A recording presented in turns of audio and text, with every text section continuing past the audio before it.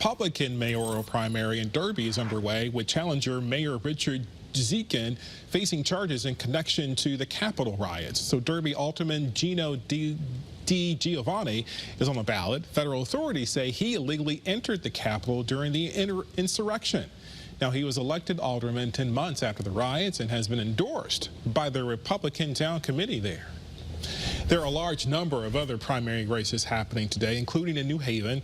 Mayor Justin Elicker, the incumbent, is being challenged by former Assistant U.S. Attorney Liam Brennan. And in Middletown, Democratic Mayor Ben Florsheim is seeking another term. His challenger is Ed Ford Jr., a former city councilor. Now, in total, there are 12 Democratic primaries that are happening around the state and 14 Republican primaries, including in West Haven, Putnam, and Waterbury. Now, polls just opened up at 6 a.m. and they will be open until 8 o'clock tonight. So make sure to stick with us here at Channel 3 once the results start to pour in.